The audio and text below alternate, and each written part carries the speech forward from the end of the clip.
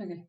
Greetings, family. Thank you so much for being here. We have missed you. How many days since the last live? Probably 5 days. Have we kept our promise? We said 2 days, but We have not yet. We are sorry, but we are here. We want to talk about a lot of things that are concerning our beautiful motherland. Starting with what it's are a lot of things. Actually, even whatever is happening international right now, the war and all, it's still affecting us? it will affect us. It and, is. And if you saw what happened with COVID, and then came Ukraine war, hey, a lot of things will happen, especially when it comes to the fuel prices. Now, fuel prices, we depend so much on fuel for transport, for production, manufacturing. So even the price of goods will rise. The price of goods, the price of transportation, the price, especially in Kenya. You guys, when it rains in Kenya, the price, the bus fare or the public transport fare will not be the same as what you are used to, depending on the weather changes. Imagine right now with this war, they are going to milk us very, very, very well. They're going to milk us dry. Yeah.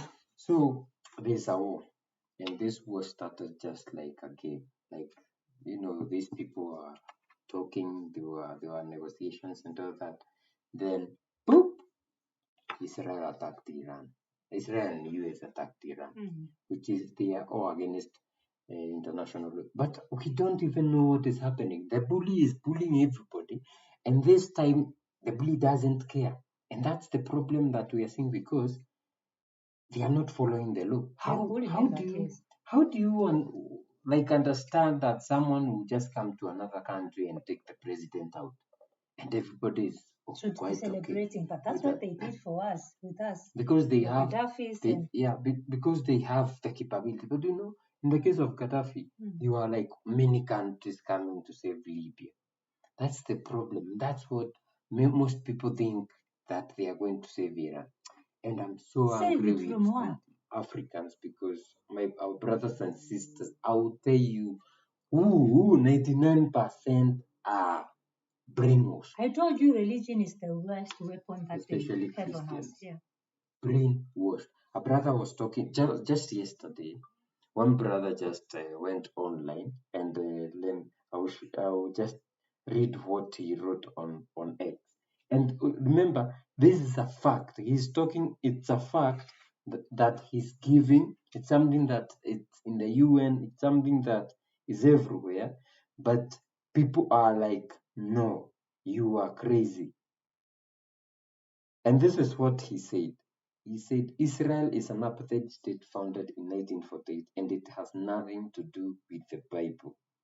Then the people, our fellow Africans, just went there and they started, okay, you see someone saying, but the Bible is a book. Could have been written by them, which is true, right? Another one said, what you just said is the truth, but it's not bitter. No, it is it uncomfortable to accept.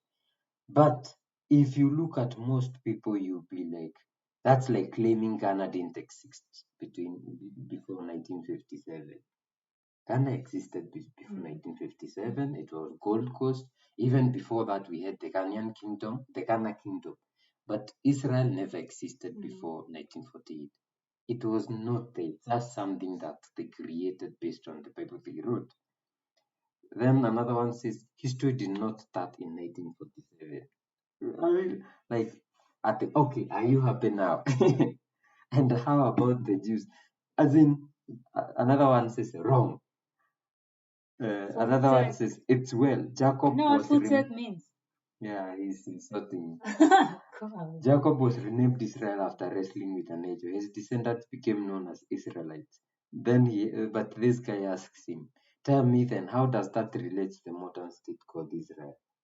You know, another one says, "Oh, really? You got your info on Wikipedia or mainstream media?" Why do you think we still have imperialists driving in Africa? It's because of such thunderheads. I'm telling you, under that post, that guy, that brother is from South Africa. He's being fought by people from across the continent, Ghana, Nigeria, Kenya, just because he gave a fact.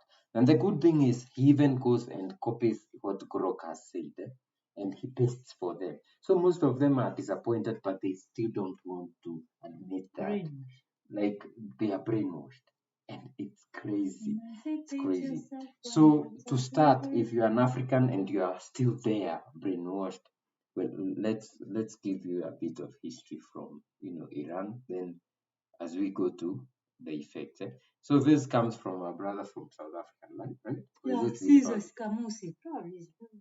Somewhere in Southern Africa. He says more than 70 years ago, Iran looked like many Western countries with miniskirts and rock and roll music. Yes, there was that. In 1951, Iranians had democratically elected a socialist leader, Mohammad Mossadegh, who nationalized Iran's oil industry, challenging the dominance of the British oil Anglo-Iranian oil company. But do they ever want that? Because you are benefiting your people, they don't want that. So what happens? Barely 2 years later, the US and UK orchestrates Operation Ajax that overthrew Mossadegh. We have seen that in many African countries. But in our African countries, it's usually coups and all that. Togo, Thomas Sankara, Congo, all that.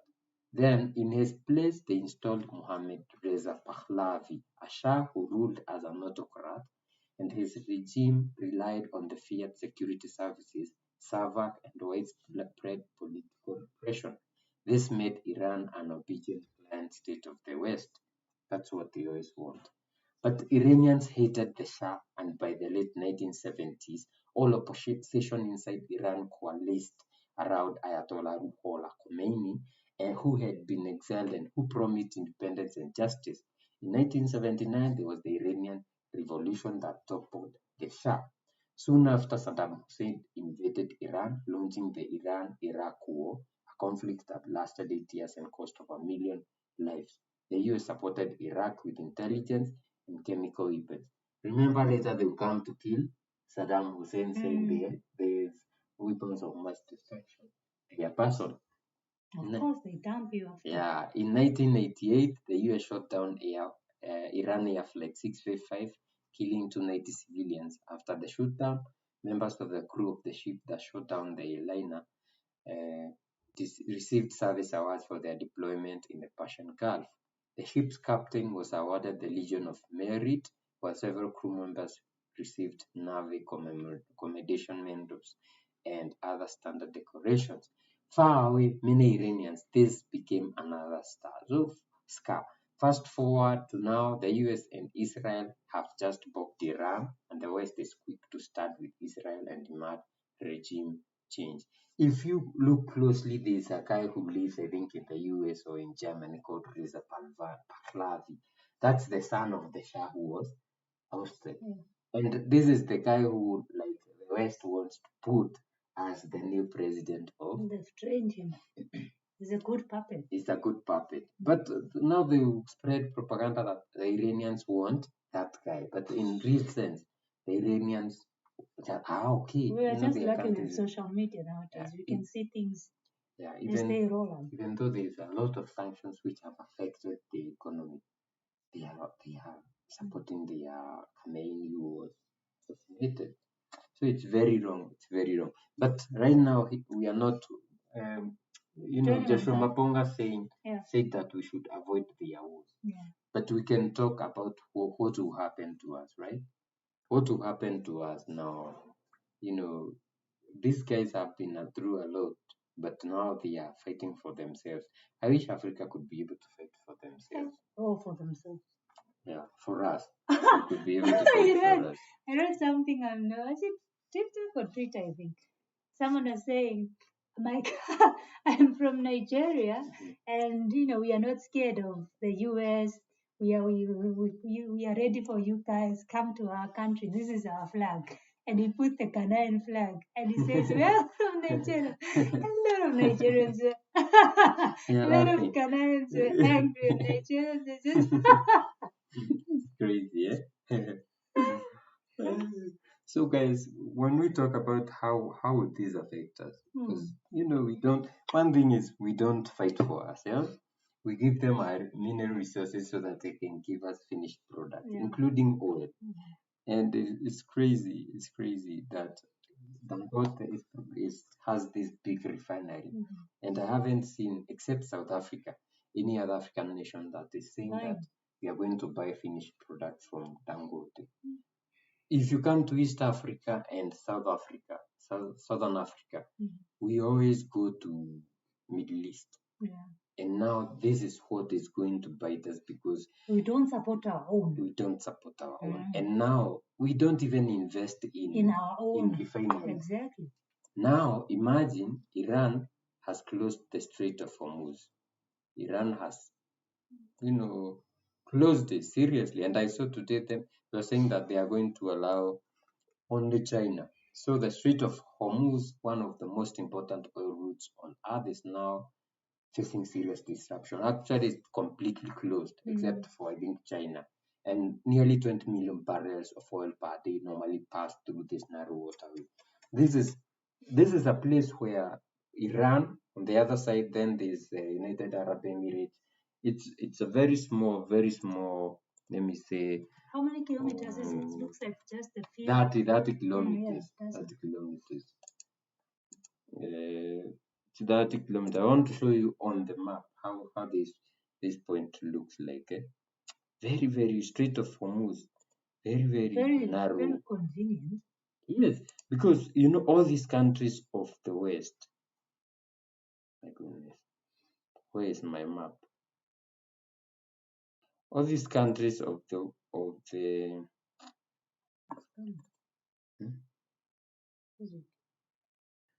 No. All of them depend on it, right? Or like most of them, they depend on. It's not coming. We won't dwell on it. Let me see if maybe they will have a map, right?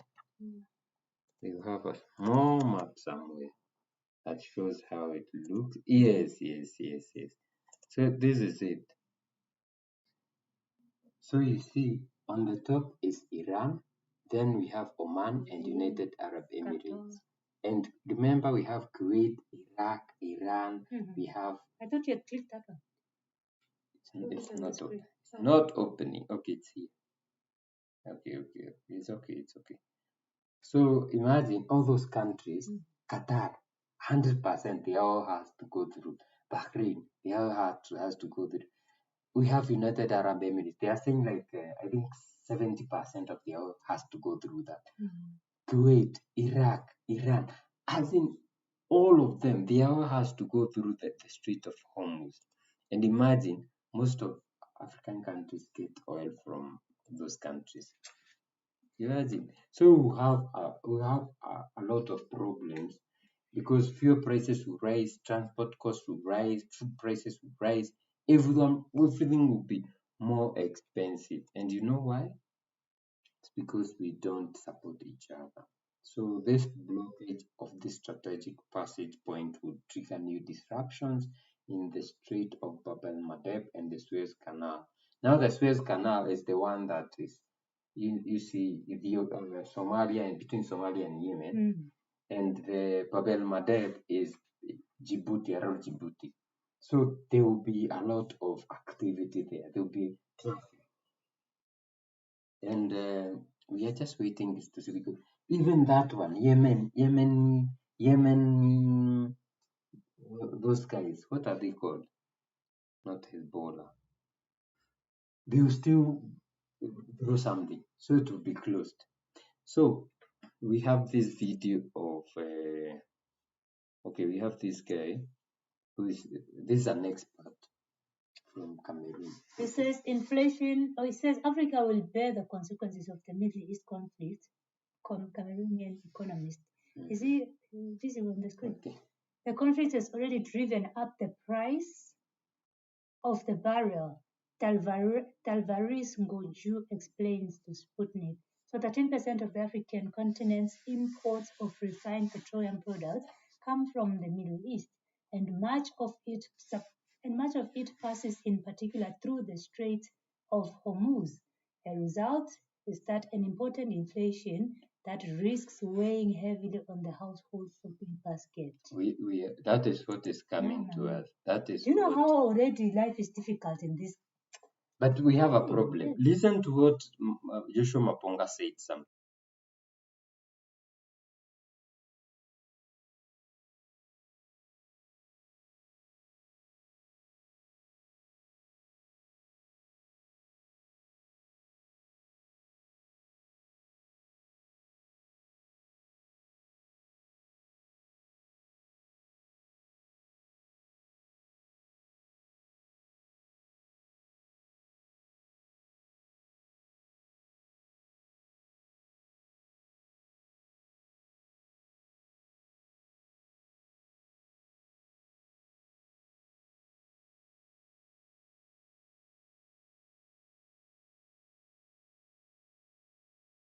So look at 5 countries right now sitting on a table and say, you have oil, let's support you. Congo, you have maize and agricultural space, let's support you. Botswana, you have diamonds and jewelry, let's support you. Zimbabwe, you have this. It is this strategic conversation that, and the weakest link on African unity are our presidents. Because apparently when we become united, they'll lose power. So all of them are holding on to their seats. They don't want this thing to happen. Because some of them even claimed national budgets as their family businesses. The only countries that can be able to end up doing that is the AES countries. Yeah. You have this uranium, Niger. It good for the European Union. Of course. Yeah. That is how you grow. Yes, because Kenya, the amount of oil that Kenya has is very, very little. But if they came together with Uganda has something, and South Sudan. South Sudan has a lot of oil. They can build the biggest refinery that can serve East Africa. You see? What is the responsibility and the work of our blocks? But Uganda is building a pipeline alone through Tanzania to ship out crude oil. And it was meant to pass through Kenya, and what happened? I think it became more expensive because of land policies. And they had to go through. And the problem is not where it was supposed to pass. These guys should have come together as the East African community, supported South Sudan and Uganda and Kenya, brought all their oil together, built a refinery somewhere at the border of the 3 countries, and now we'll be getting very cheap or affordable oil from these countries. But look at what will happen to Kenya and Uganda and Tanzania in the next few days. We will be crying because the cost of fuel will be very high. In the next 1 week or so, hey guys, we'll come back here. I was listening to national radio today, and they were saying our governments should not even dare, because whatever oil, like hike the prices in the next, what we are saying right now, like a 1 week, they should not dare, because they've had oil in their reserves. So whatever is happening right now is going to affect us in the next, say, 1 month or 2 months, when the reserves are ready. 2 weeks, drying up the reserves. Yeah, because normally it's daily. After every month they change the prices depending on the prevailing market conditions. Isn't it every day, like Kenyan oil prices, fuel prices are just every month? Every month they adjust. They adjust. So this month, you see, a liter will be more than $2. Like right now, we're celebrating that they reduced a little, and then in fact, somebody was saying this we shouldn't be celebrating, because it's going to be hiked in the next few months, and few weeks. Kenya has oil. It produces barrels. I don't know. Let me ask. Which can probably even be enough for. How many barrels of oil does Kenya produce? Let's see. It's probably going to be enough for. Kenya does not currently produce oil for commercial sale, but it is on track to start extracting 20,000 barrels per day by December 2026. 20,000 barrels per day by December 2026. And expected to 50,000 barrels per day. That can be enough for the Kenyan economy. Maybe. But do they want it? No, the president was asked, do you want it? He said, no, I don't want anything dirty energy. So, talking about Iran, these international policies, like, what is it called? Like how you relate with other countries, right? There are countries in Africa where we ask, do they have that, there's that policy, like you are not supposed to take sides and all that. But in the last 1 week, we have seen presidents taking sides. President of Kenya took sides, blaming the Iran.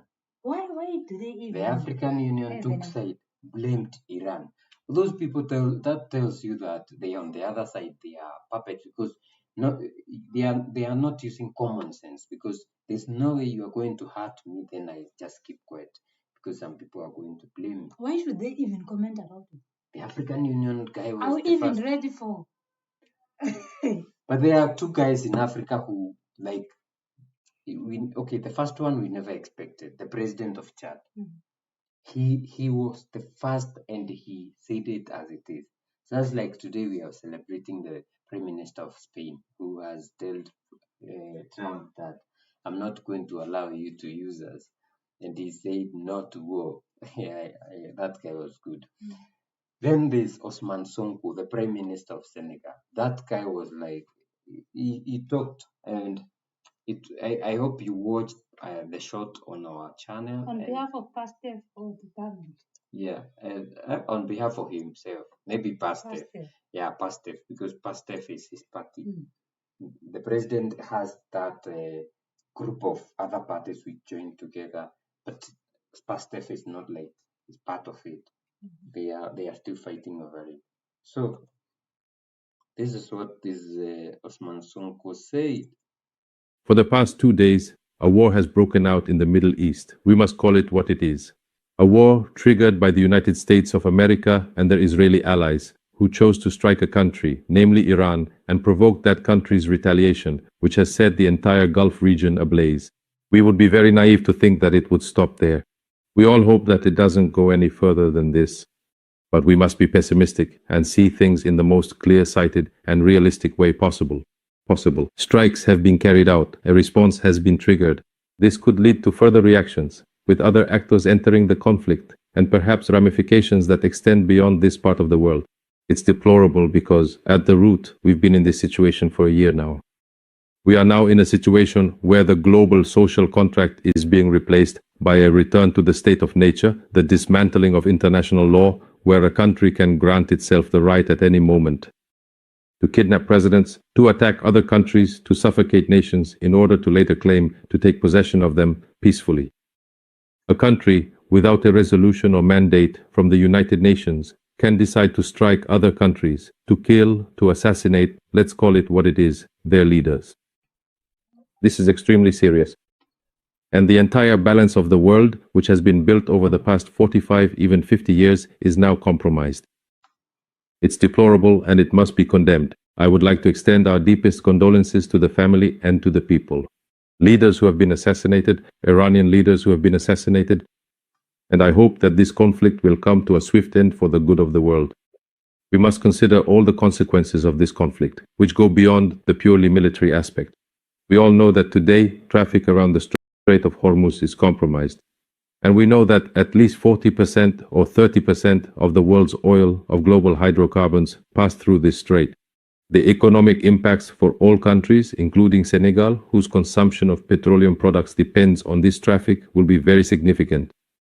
The consequences, more generally, for the world economy will be very significant, with impacts on capital mobility, on investment, and the repercussions on all other consumer products. Because you know that everything revolves around these hydrocarbon products, practically industries, the economy, everything. And so even everyday consumer products, especially food products, essential goods, all other products will be affected. And all of this because of the unilateral decision of one all-powerful country to start a war to strike other countries. That guy spoke like how many people? How many wise people?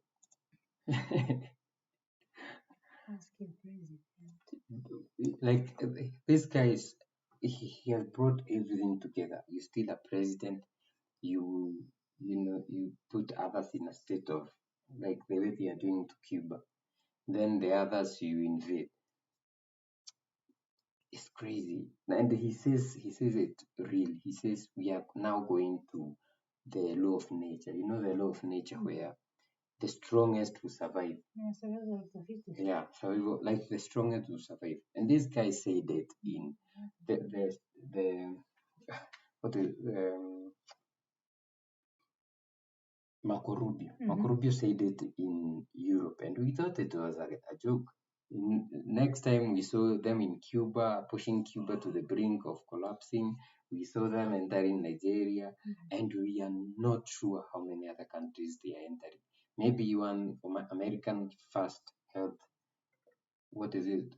America First. Maybe that's another way that global health, aid that they are coming to enter Africa, right? Even Congo, remember Congo?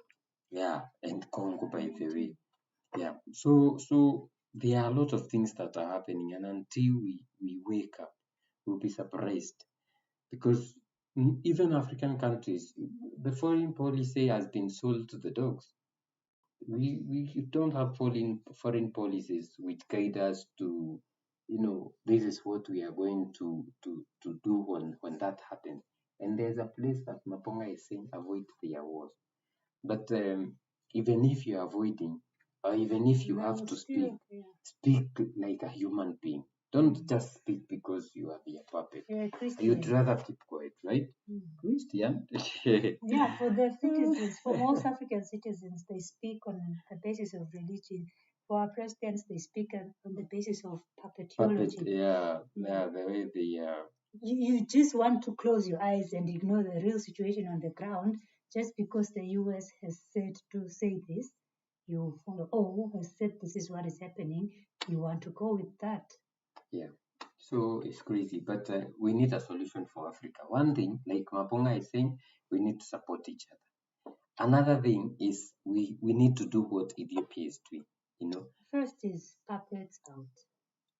Otherwise, it's going to be very difficult for us to. So in Africa, we have maybe two options. One, for the oil, maybe like PLO is saying here, we need to do like Ethiopia is saying, switch off to electricity. Another thing is support each other, like Maponga was saying. Right? Imagine South Africa switching off to electricity. Electrical cars, you charge, you go. No, where you be working the whole time. This is what load shedding. This is what PLO Lumumba is saying. Yeah?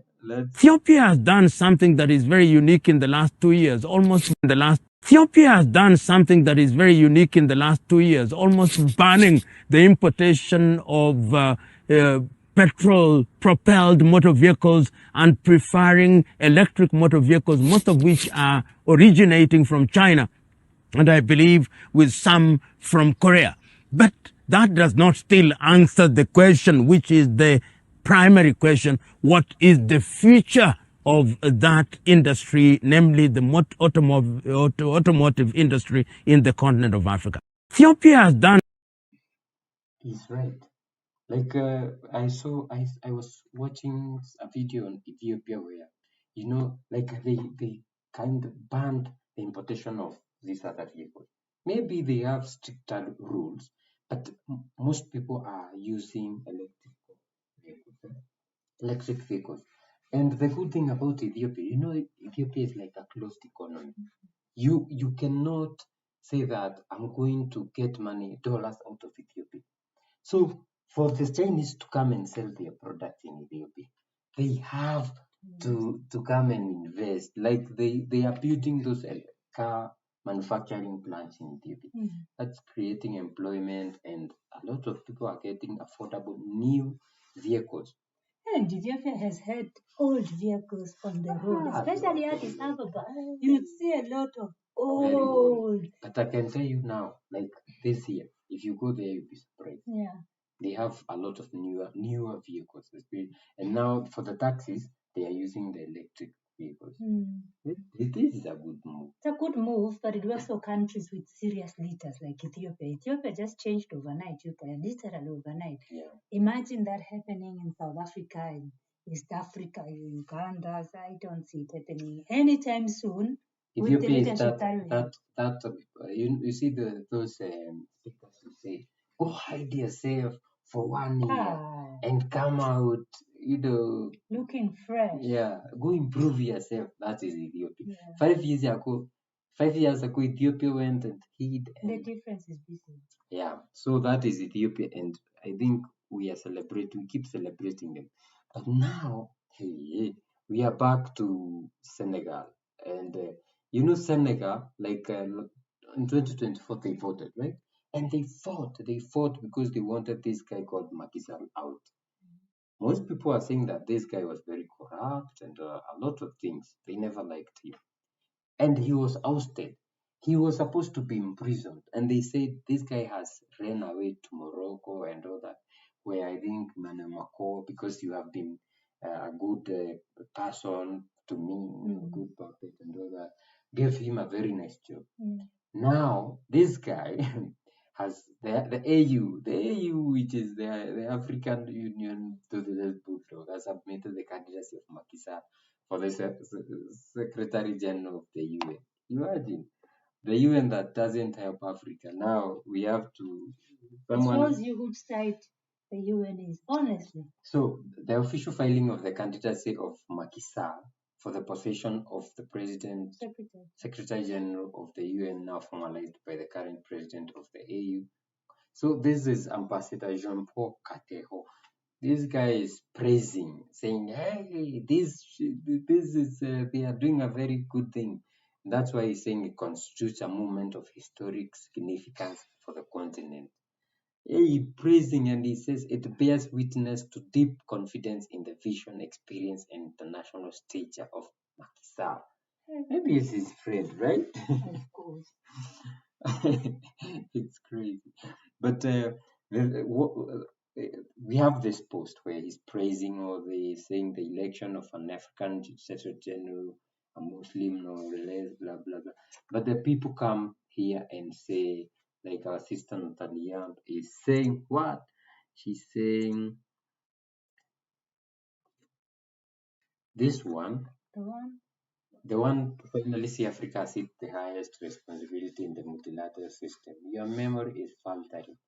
Boutros Ghali and Kofi Annan Chinese, what did the Kenyans at the hand of the UN bring to Africa?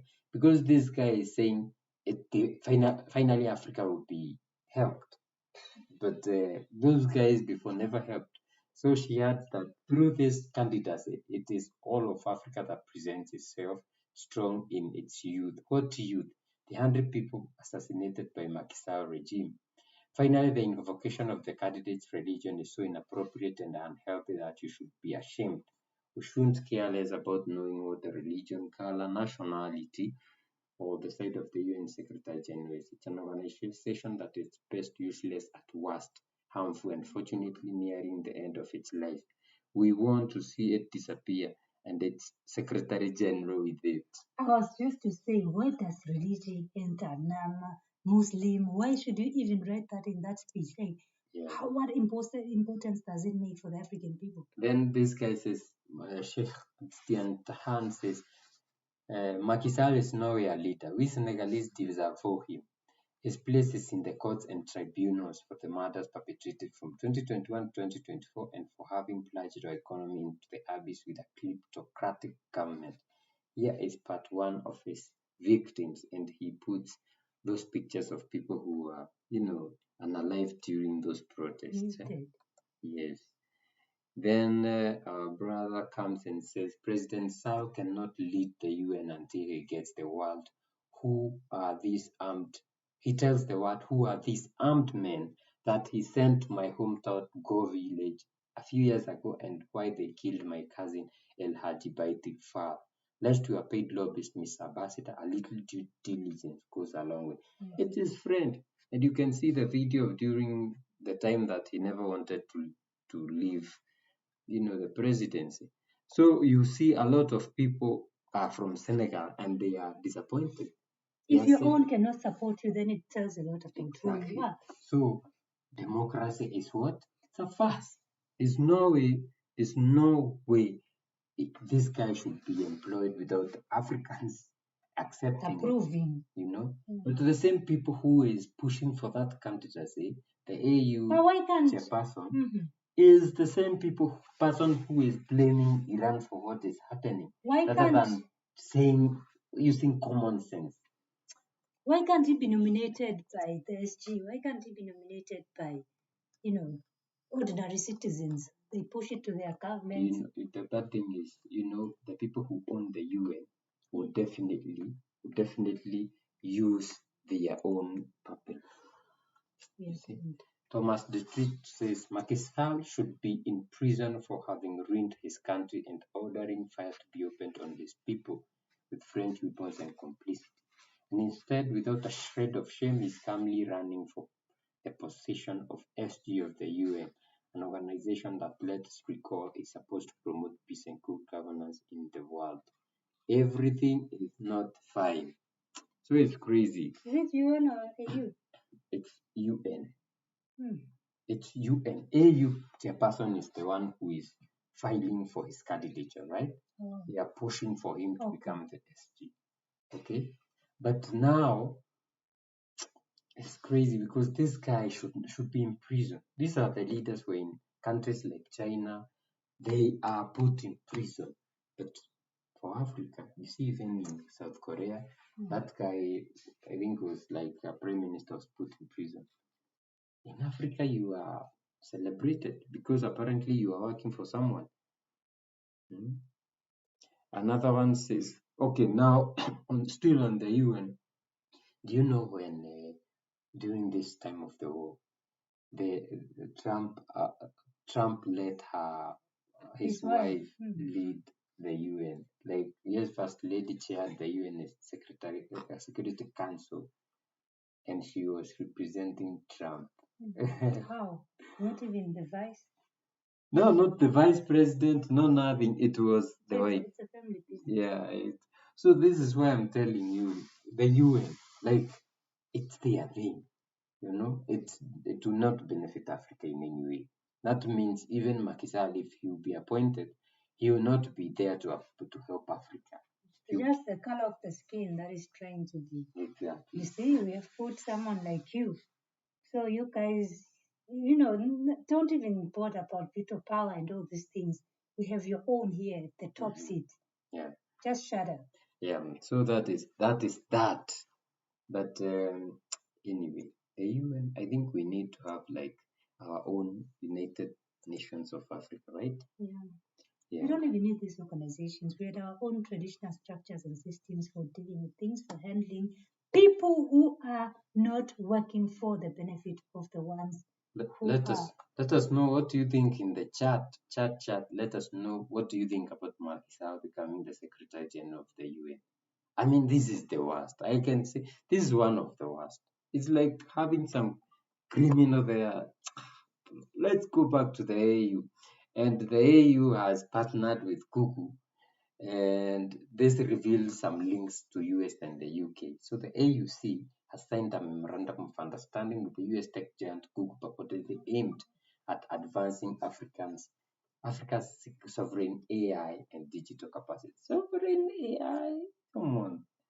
I mean, the MOU celebrated by the AUC as a landmark partnership. That's what they usually say.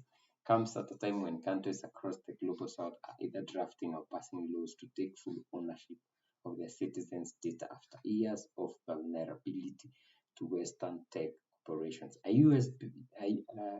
As a US-based company, Google is bound by the Cloud Act, a piece of US legislation that mandates it to hand over any data it has obtained, even outside US jurisdiction, to the US government on request. By signing this MAU, the AUC is potentially handing the data of 1.5 billion Africans on a plate to the most treacherous and violent government on earth. A government whose animosity towards Africa is a matter of historical record. And indeed, a little digging into the backgrounds of the MOU's non-African stakeholders reveals a chilling connection to Western intelligence. If the current leadership of the AU will not consider its current dangerous course of action, then it would be high time the organization fell at a new management. Guys, do you know right now we are all rushing towards AI? It's the new thing. Even most of the energy in the world is being used for AI. running those servers, computations, AI. But in Africa, it's very slow. It's very slow because our leaders, it's like the 92, 93-year-old president of Cameroon, does he even know how to touch a phone? Or Tinubu. Tinubu probably doesn't even know. Maybe if the phone is for calling and all, is like 90 years, you see. So those people cannot help us, and there's no way they usually let young people be part of their government. President Museveni is old, and the people like this guy called Musa, we can't even walk. He got some stroke. He has been elected. So the South Sudanese president, he can't even move. Now those are the people you are telling us that they are going to promote, technology and AI. And it's easy. It comes by supporting your own to do this. But now, rather than us using our data, these idiots are giving out our data. We are in trouble. Brothers and sisters, let us know what you think about this. What should we do? Because the AU will give out our data and there's nothing we can do. Save yourself, Africa. That is all that we can do. We need to save ourselves. What are people saying? What are people saying? Let's see. The AU sells African data to the American spy state via Google. New management needed indeed. The rush to digitize everything is known. The control grid is on full speed. The AU must be dismantled and the OAU re-established. Then there's African sovereign and digital capacity. That's sociopathic gaslighting. Sovereign, and you are giving out our data. The same Google leak of sensitive information to the US government and proxy, and it's so back to square one. Sutadele is from Ethiopia. Sellout organization now selling its people. They will sign anything they are told to. So this is the young Africans who are woke and are online. AU is a lapdog for the West. Period. These puppet leaders are our main problems here in Africa. How primitive is this? Stop vetching or start your own Google. That's John Muriago. Is it that guy? He has a Israeli flag. Is it? When wasn't the AU starting some kind of internet? What was it? AU will never start anything. No, there's something that they were starting last year. AU is funded like 70% by the EU. Then no, I'll the have to US get it. funds Maybe there. you can put on So whatever we fund is negligible. So that means they work for other people. With their own servers, I remember, and everybody was just asking who will be hosting those servers and how sure are we they won't be manipulated by anybody. I remember the AU busy with some kind of project. You see those people. Those people cannot start something which is independently theirs. No, it will never happen. The only time, and that's why you see Mama Arikana was pushed out because she was talking. It cannot happen. It can never happen.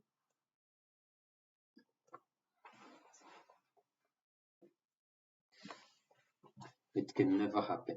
So let's go to the next one, and the next one is Rwanda. Rwanda has been having this back and forth with Rwanda. With Congo. Rwanda has been having this back and forth with Congo where, Congo says you're funding terrorists, you're funding militants to in my country, that is the M23. Rwanda says, no, I'm not doing anything. The only thing that I'm doing is protecting myself, and I'm not in any connection with the M23. Then the UN comes back and says, no way, you are. So this went last year. We saw a lot. We saw a lot of steps where we saw Angola calling them to the table. Before then there was Nairobi, then Angola, then after that we saw them going to Qatar. I don't know what happened. Maybe Qatar could not bring them together, and they had to go to Trump. Trump was happy. You remember he celebrating, saying these people came crying that they want peace. They have not known peace. They only know how to fight. And they signed a deal. And these deals have been signed like twice. We have seen them signing. And we thought this was over. but the fight continues.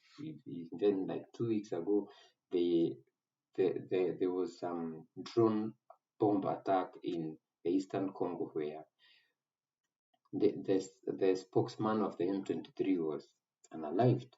So it's been crazy. Then just yesterday or the day before, that is March 2nd, we saw the United States sanctioning the Rwandan Defense Force and 4 senior RDF officials for supporting M23 and perpetuating the conflict in Eastern DRC in violation of the Washington Accords. The United States is resolved to uphold the Washington Accords and ensure all parties deliver on the promises of this historic agreement. This is Bureau of African Affairs, Assistant Secretary General, Secretary of State for Africa. Imagine, they have signed this contract, they have done all this, but still is not enough. I mean, they have to push Rwanda to the end. I don't know why, and Rwanda has not even refused to sign their health deal they signed. So I don't know why. And Rwanda replied and said the sanctions issued today by the United States unjustly targeting only one party to the peace process represent the reality and distort the facts of the conflict in the Eastern DRC. Consistent and discriminate drone attacks and crowd offensiveness constitute clear violation of ceasefire arrangement by the DRC and continue to cost many lives. Protecting our country is a badge of honor which the Rwanda Defense Force carries very proudly. They had a ceasefire agreement, but they still went and attacked Eastern DRC together with the spokesman of the M23. Some other people lost their lives. So the DRC coalition includes foreign mercenaries, state-sponsored extremist ethnic militias, Wazalendo, and the FDLR genocidal militia, which fights alongside the FARDC. That's the army, the armed forces of DRC. The DRC committed in the Washington Accords to an irreversible and verifiable end to state support for the FDLR and associated militia, but have not taken any steps to do so. Rwanda is fully committed to a disengagement of its forces in tandem with the DRC implementing their obligations. Rwanda welcomes the resumption of the implementation process, including the Joint Oversight Committee, which requires an even-handed approach from all partners. Rwanda remains committed to delivering on all aspects of the Washington Accords, including the regional economic integrated framework. In this case, the Rwandese government is saying, you know what, you have sanctioned us, saying that we keep supporting these guys. But the person who is not abiding to the deal, the contract that we signed is those guys, and you have not sanctioned them. And by then we saw Congolese people celebrating. You wonder when Africa will come together, because all this is being brought by people from out. So maybe you see them celebrating. You see, like this one is saying, you can use this vase to put your tears into. So it's like that. Okay. Another one is, let's stop pretending the Washington Agreement says something it doesn't. It outlines a coordinated, verifiable, and parallel process, not DRC compliance first for foreign troops remain. So you see, who lied that the US that imposing sanctions on Rwanda will solve the problem of bad governance in Congo? In the rhetoric of some leaders that so it and vision. It's not about good governance in Congo, it's about minerals. Rwanda stands firm against unjust sanctions. We fully support the RDF and M23 in their continued fight to eradicate the genocidal FDLR and dismantle genocide ideology threatening our region.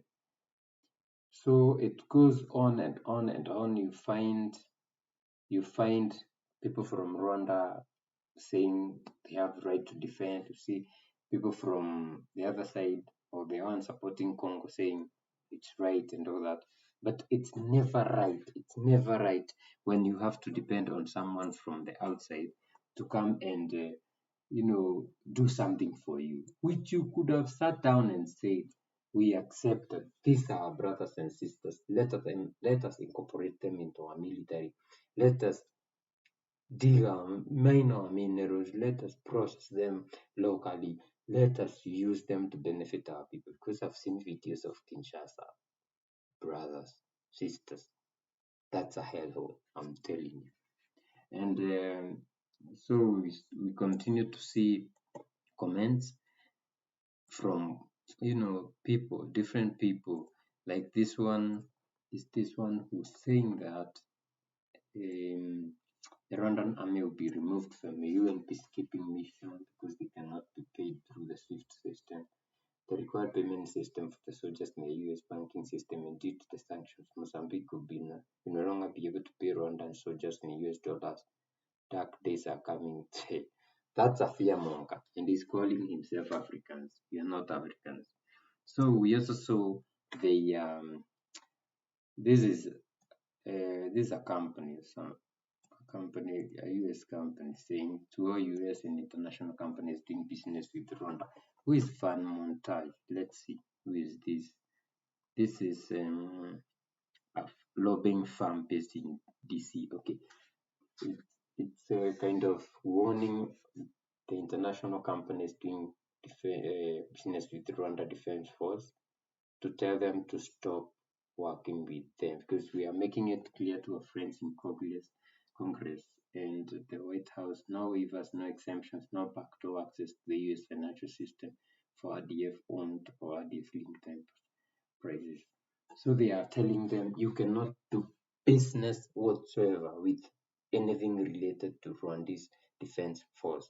That is the Kabiro agro-processing industry, Agro-Processing Trust Corporation, Rwanda Fertilizer Company, Zigama Credit and Savings Bank, Rwanda Engineering Manufacturing Corporation. Yeah, that is the lobbying group, Von Patten Montage, York, whatever. So, but Kagame doesn't beg, and this is what this guy said sometimes back. Between dealing with existential threats and dealing with threats to punish Rwanda for one thing or another, without a second thought, I'll turn my guns to the existential threat, as if the other one doesn't exist. We are not dealing with a situation that is new to us. We have faced existential threats for years. We had the worst tragedy in '94. You really come to me and start threatening threats for defending myself, threatening sanctions because I'm defending myself, and you think I have any iota of fear for that? I gave an example during our last 30th commemoration in my speech. I told people how an old woman, during the genocide, before they killed her, the killers asked her to choose how she was going to be killed. And the answer to them was to spit in their face. That's what this old woman did. So you can imagine how much I'm going to spit in the face of anyone who tells me to choose between which death I should face. It's that simple. He says you can imagine how I'm going to spit. I'm going to spit on their faces. I will spit on their faces. So he's not afraid of sanctions. Okay. So this is for Rwanda. So brothers and sisters, please let us know in the chat, in the comment section, what do you think about Kagame? And what do you think? There's that guy called Africans who was pushing a fear agenda that things will happen. They don't have to use whatever, and they are not being removed from SWIFT. The sanctions are for the RDF, and definitely one thing that I'm sure of is RDF will not be able to buy, weapons from the US, from their allies and all that, but they can buy from China, Iran, Russia, Turkey, unless there's something that is coming from the US. So it's not like how for Zimbabwe, then we used to depend so much on the other side, the West, but now we have so many options. So I don't think it will affect Rwanda in any way. Definitely, maybe Rwanda, if Kagame is, maybe he can just decide to say, I'm done with that, whatever I was signing with DRC. I'm done with it because you are not respecting me. You are just making DRC happy. As long as DRC happy, I can get the minerals without it's over. So, but for the people of DRC, it's never about you. You are seeing what is happening in Iran, it's never about you. Venezuela, never about Cuba. Even the people of Nigeria, it's not about you. It's coming to bite you down. So let us know, what do you think about Kagame? This stoic leader of the East Africa, this stoic leader was saying that you don't scare me. The sanctions don't scare me. So whatever. Your sanctions don't scare me.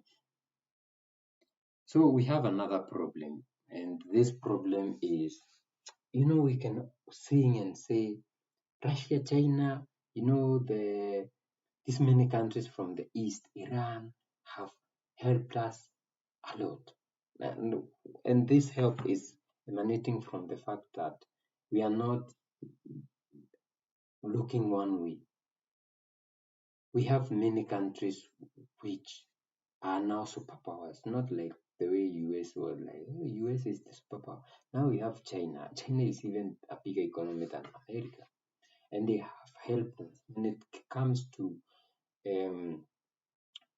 building infrastructure in Africa and exposing Africa to the world, bringing technology to Africa. China has done a lot. And even though we can say that, it's for their interest, they are benefiting themselves, it's better. It's a 50-50 deal, not like the way we can say the US. When the US brings their project to Africa, I have never even seen a project that was done by the US in Africa. Maybe just those USAID, and a lot of it is eaten by people up there and never reaches the people down here. So it's those small things. But when it comes to road, even in the rural areas of Africa, Ethiopia, Angola, it's the Chinese. We have done that. But now we have a problem because we have seen a lot of people complaining about the Chinese. I don't know what happens. Like, you feel like you're helping us too much that you start, misusing us. And Zambia has been that way for quite some time. And look at this. This is by Joseph Kalimbwe. Joseph Kalimbwe is saying, this video is from Zambia. He's saying, this video released today, 2 Chinese nationals are strangling a Zambian woman at Lusaka, Zamfresh. He's saying, we lost 23-year-old Lewis Mlenga in our dollar CBD in similar fashion 6 months ago. And when I went to pursue the issue at Lubuto Township, I was accused of playing politics. So there's this video which is saying that, these guys are strangling a lady. Stop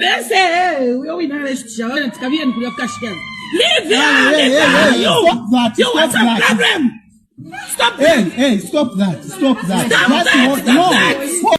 So those are guys screaming, and if looking at the comment section, you see someone saying busy recording videos and shouting instead of going to kick those oppressors. And Joseph says the Chinese locked the glass door So the people are taking videos from outside, and you can hear they are shouting. People are scared because you lose your job and all that. Then another brother is saying this is unacceptable. Don't let anyone stop you from talking. And he says it's not the first time this is happening. 23-year-old Lewis Mulenga died in similarly 6 months ago in Adola CBD. His colleagues were fired. I went with former colleagues in Buto, and I've been told that I am doing this because I want dollar seat at parliament. So you see, this is crazy. Hope they get arrested. I say they were arrested for a week, then released. Then they said the guy committed suicide, which was a lie. Then Tony says blame our corrupted politicians, money, power, and greed. A couple of weeks ago, we watched a video where Zambian employees were singing Chinese to their Chinese employers in Zambia. Zambia is owned by China. I don't know about that. Maybe the people of Zambia can tell us. Such a shame. Beautiful country and very nice people. Here they are singing in Chinese.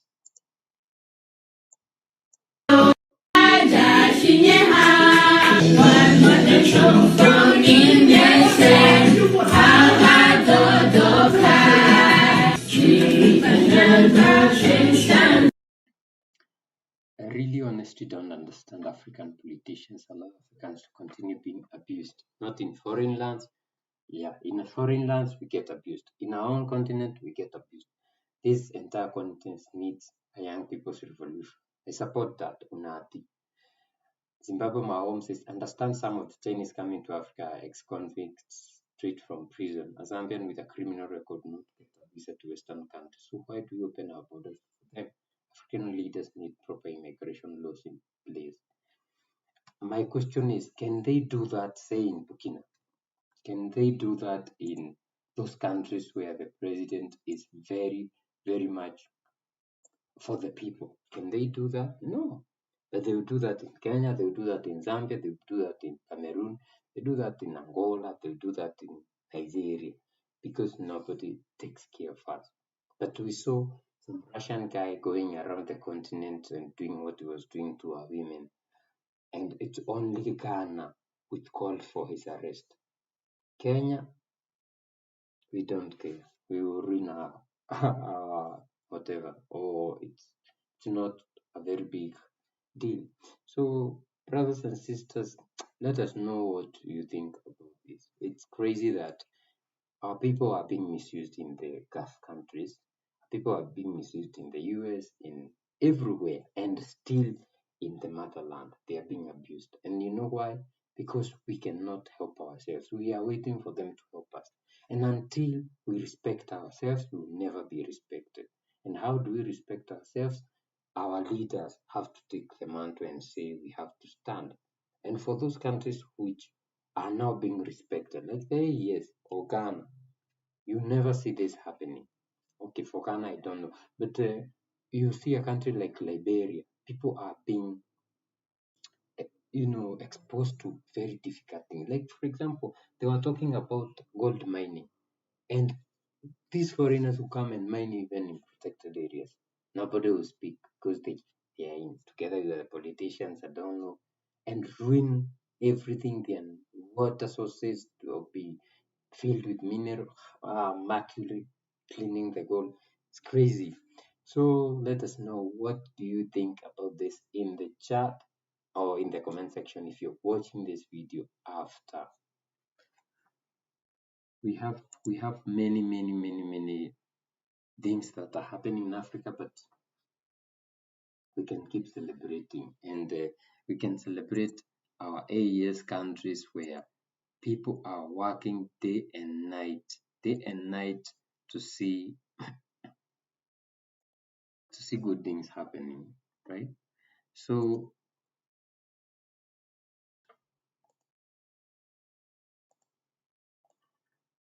Burkina Faso has digitized its history, and the Burkina and Moash platform dedicated to the memory of the Progressive People Revolution covers education, security, infrastructure, agriculture, and other key sectors according to the Government Information Service.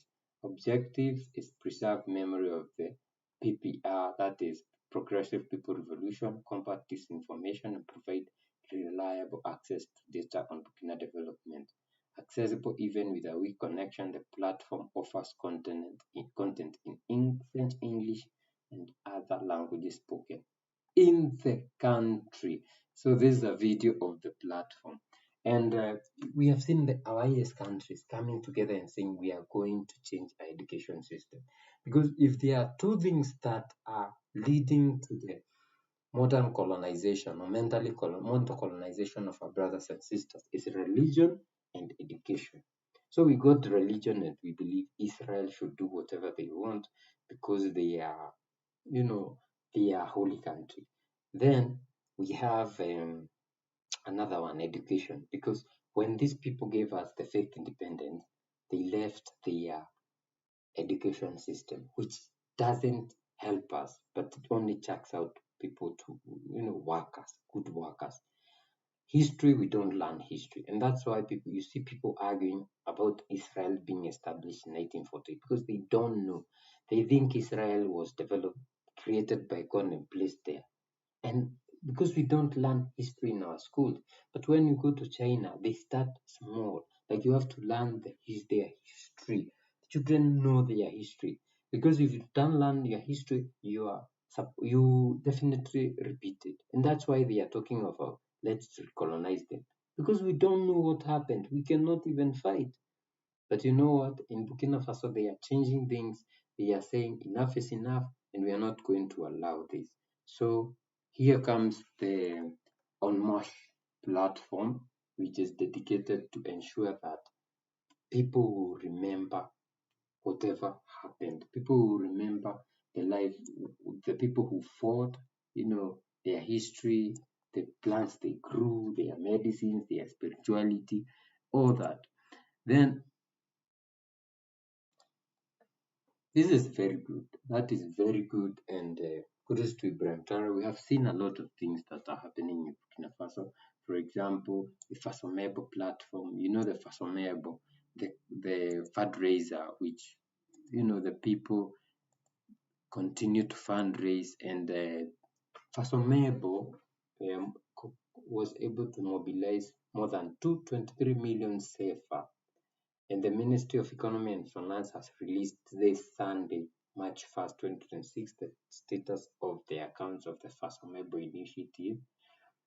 And according to official figures, the patriotic momentum has mobilized the total sum of over 223 million CFA across different regions of the country. Imagine people are coming together to build their country. Even Traore can say no more taxation because people are ready to build their country even without taxing. That's a president, a leader. What we have in other countries are politicians. This is a leader. And another beautiful thing that they have done is, you see, for Fasomebo, children like right now they're in the break. And when the last year we saw Ibrahim Traore creating, those Fasomebo initiatives where children go for camps. And in those camps, they were learning a lot. This time, they have not gone for camps, but instead of taking a break, they go and join the Fasomebo, and they grab the shovel, push wheelbarrows, join in road construction without getting paid. These are children, meaning in the future, we'll have patriotic people who are like, we are used to building our country, and it will be like a country like no other. And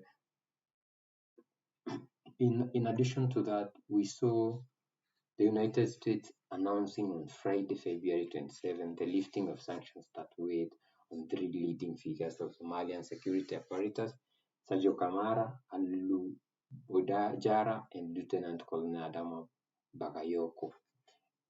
This decision by the U.S. Treasury Department marks the end of a period of strong restrictive tensions between Washington and Bamako, potentially opening the way to a reconfiguration of bilateral relations. The origins of the freeze.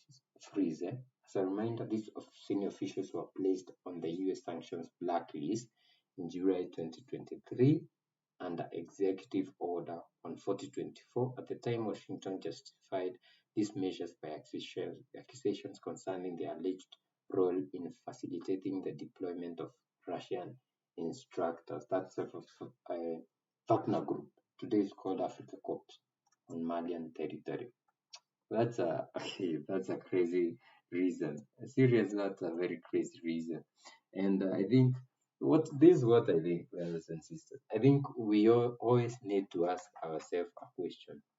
What what is what is that they want to gain behind this? Maybe Mali, there's a deal that they are inking with the US, and this is what they requested for. I don't know. But I saw a lot of people celebrating, and like everybody put your hand on your wallet and don't sign anything, especially something that can't be ratified by the Senate. Get anything that was sanctioned here back. You see, he's saying don't sign anything. See, Odofino Power is saying that should not be celebrated. The regime in the United States is desperately looking for positive reactions from Africa, especially the Sahel. It doesn't mean they meant well. Never trust the imperialist. Yeah, and Thomas Sankara said the colonizer can never be your friend. See, we don't care as if these men will ever set foot on that crumbling palace, leaving their beloved. Nobody cares about lifting of sanctions. Those sanctions don't work in Mali, Africa, other part of the world. Only in US and their allies. Keep your sanctions. Looking a bit northwards, what do you see? Do you seriously want bilateral relations with the US? They want minerals to power their Yankee military toys. So it's crazy. It's crazy. Everybody is woke. What's the US up to?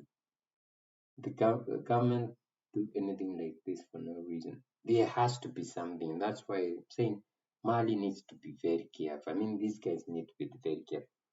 What do you think about the sanctions? Because I saw some people celebrating, saying, it gets difficult to even do a lot of things. But if you're home, you're getting food, you are a leader, it's not the government that's being sanctioned, they can still buy whatever they need. It's okay for me not to be sanctioned. I don't need to go there. So it's crazy. It's crazy. So guys, let us know what you think and like this live and subscribe if this is your first time. Let's go to Madagascar. Madagascar, a good country, Madagascar, right? Madagascar.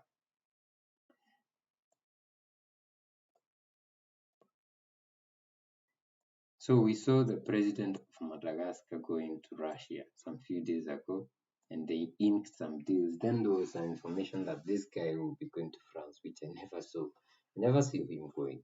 But they have outlined a new roadmap for the transition ahead of elections, and the program is based on the following principles: the primacy of national sovereignty, the effectiveness of the rule of law, institutional neutrality, and transparency in management of public affairs and accountability. So citizens are called upon to participate in the founding of electoral governance and institution and systematic overhaul, the drafting of the constitution of the public, the organization of elections.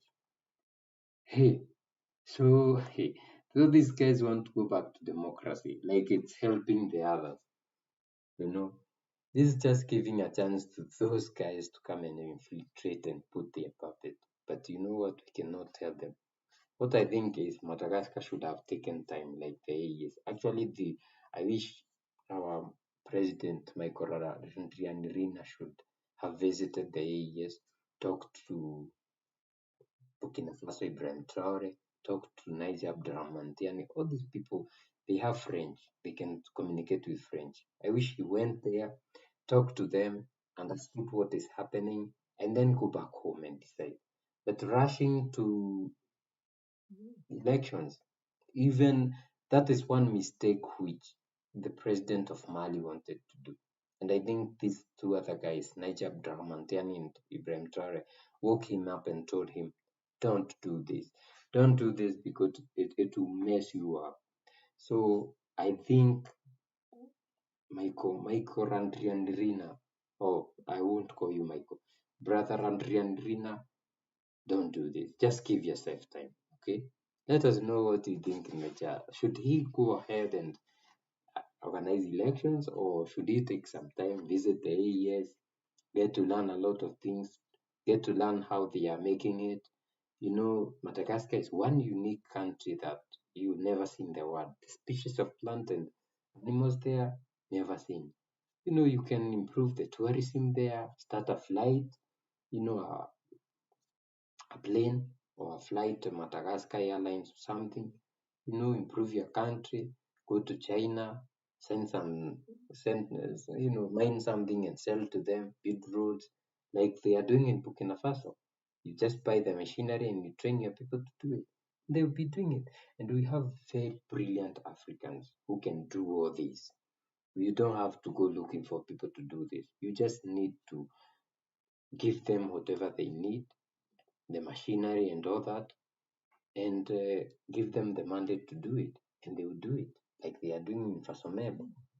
Then start your own Fasomebo in Madagascar, you know, and it will be something very, very beautiful for the people of Madagascar. Madagascar is a very, very unique country in this, actually an island nation in this continent. Very, very unique. You want to visit Madagascar, and if it's in your bucket list, definitely need to visit Madagascar. So, brothers and sisters, let us go to South Africa. South Africa has discovered a cure for HIV. Okay, they are testing it, and this is what is this. South Africa Research Institute has discovered a cure for AIDS. Doesn't it mean it seems strange that Big Pharma hasn't found a cure? Don't worry, Africa will no longer wait for the West to fix the problems that the West started. We are very aware of your black population control strategies. You know, when South Africa is finding this cure in which they are testing, you need to understand that there is a vaccine that is in some countries of Africa that is supposed to protect you from HIV living for quite many years, many months, like 8 months or 11, I'm not sure. So people are getting this vaccine, and you know these things are not very safe when South Africa is getting a cure. So kudos to South Africa. I don't know a lot about this, but if you're in South Africa, let us know. What we can do is, let's see what people are saying. They literally getting desperate to pile up bodies to feed the reptilians running dry underground. That's why people waking up is a problem for them. They need to inject metals in the body by any means. Okay, only that. The other one is flags and love. And I think this is good. This is good for South Africa. And something else is South Africa. You might be thinking that Africans are not mentally straight. We started civilization, okay? And in South Africa, they have discovered the laws of geometry were known 60,000 years ago. When these people claim to have started these laws of geometry were living in caves, we had laws of geometry. This is the oldest geometry pattern engraved on ostrich eggshells discovered in South Africa and Namibia. These patterns from Homo sapiens followed strict rules and were not mere random scratches, confirms a study published in the journal PLOS. 83% of the lines are strictly parallel, and one of them, the one in 3 angles, is perfectly right, with a margin of error of only 7 degrees. So these are those artifacts, and if you look at them, maybe it was some kind of architectural design, or they were counting. We may never know. We might never know, but this is to tell you that we have come from afar, and we know a lot of things to be called fools and people who cannot do things. we can rise up and wake up and fight. But we cannot do that if the policymakers don't give us chances and resources. The policymakers are what we have as our leaders, the politicians and many others. They only give chances to other people. That's what the Zambian president was saying. We cannot be giving out our raw materials forever, our raw minerals forever. We need to start processing them locally. And this is being done by Mahama. The Zambian president talked about it, and he said we talked about that in the UN, in the AU meeting. So it's something that it should happen like instant. It should happen like yesterday. Let me say that. So guys, let us know what you think in the chat, and we'll be happy to know what you think. And with that in mind, we are seeing Zimbabwe. Zimbabwe has abruptly suspended all lithium concentrate exports, including those already shipped, to encourage local processing and value addition. You see, spreading. Ghana, okay, there is, then Ghana, then Zambia, then Zimbabwe. This move has directly impacted Chinese battery manufacturers who rely heavily on Zimbabwe, which supplies nearly a fifth of China's lithium concentrate imports. Lithium prices surged immediately after the announcement, raising concern over tighter supply and higher production costs for China's battery industry. Major Chinese companies with investments in Zimbabwe's lithium projects may need to accelerate local refining to align with Zimbabwe's resource nationalism policies. This is the new way, This is the new way because there's no way that they will be carrying our, concentrate is just raw material, only that they have mixed it with something so that they can ship it to their country for processing. But we need a full processing plant here. And if they are not going to do what the government is saying, the government should fund its own, processing company, and they have to pay for the whole process. Because you buy something which is ready, you have paid for the whole process. They even make more profit. And Zimbabwe has a lot of gold. It should happen with the gold too. What are people saying in the comment section? Saying a masterstroke from Ed Mnangagwa, the president. We export lithium concentrate for 15,000 a ton. That ton can produce batteries worth 450,000. You see, this is value addition. We buy back those lithium batteries at 300 apiece. China imposed tariffs on its solars. This move will create jobs inland. Then Samson says, I hope the move helps Zimbabwe economy. It should.